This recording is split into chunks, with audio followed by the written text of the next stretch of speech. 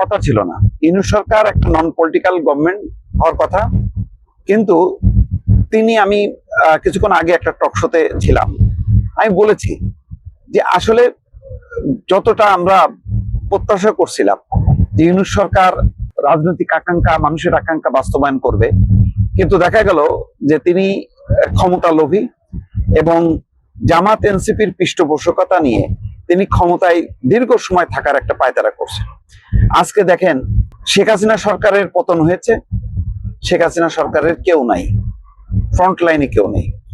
ইউনূস সরকারের পতন হয়নি, কিন্তু ইউনূস সরকারের মেয়াদ শেষ হয়ে গেছে নির্বাচনের মধ্য দিয়ে, তারপর কিন্তু নিঃশেষ। এই যে লম্বা লম্বা কথা বলতেন ইউনূস সরকারের বিভিন্ন জন, আজকে দেখেন কোথাও তাদের টিকিটা খুঁজে পাওয়া যায় না। তার মানে এক পক্ষ দেশে বিদেশে লুকায় আছে, আরেক পক্ষ দেশে থেকেও তারা আজকে কোথাও নেই। তাদের সেই লম্ব জম্ব গর্ব, কোথায় জুলাই সনদ, কোথায় গণভোট, কোনো কিছুর অস্তিত্ব নেই। এইটা হচ্ছে ডক্টর ইউনূসের পাপের ফসল। তিনি বলেছেন মুক্তভাবে কথা বলেন, কোনো বাধা নেই।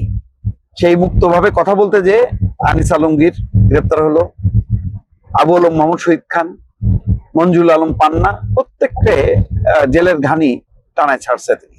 আজকে সেই ডক্টর মোহাম্মদ ইউনূস 1 বছরের এসএসএফ পাহারা দিয়ে নিরাপদে তিনি আছেন। তারেক রহমান সরকার এইটুক তাকে কনসিডার করছে, নতুবা মূল অপরাধ যেটা করছে নির্বাচন দেরি করাতে গত 1 বছরে বিএনপিকে কোণঠাসা করছে ইউনূস সরকার এবং জামাত এনসিপি মিলে।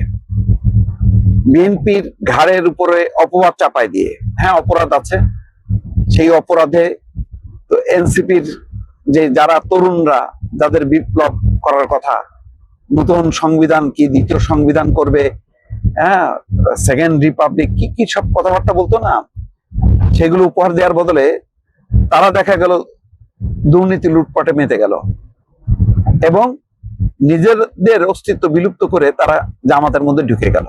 তাহলে নির্বাচনটা হলো না কেন?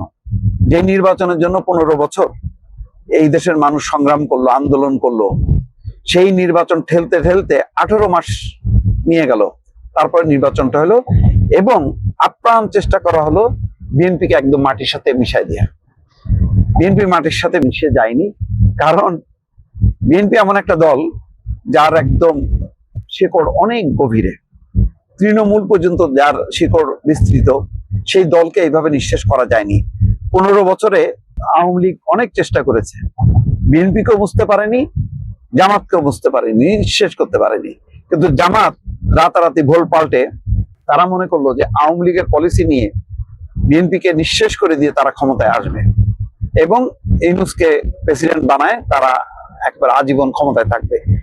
এমন একটা পায়তারা শেষ পর্যন্ত সফল হয়নি।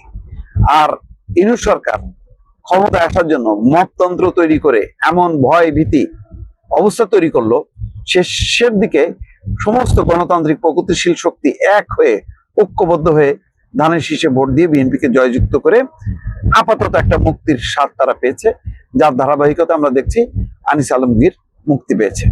আশা করা যায় যে এইসব ঘটনা থেকে সবাই শিক্ষা নেবে এবং আর যাই হোক না কেন হাসিনা এবং ইউনূসের পথ কেউ অনুসরণ করবে না। দর্শক।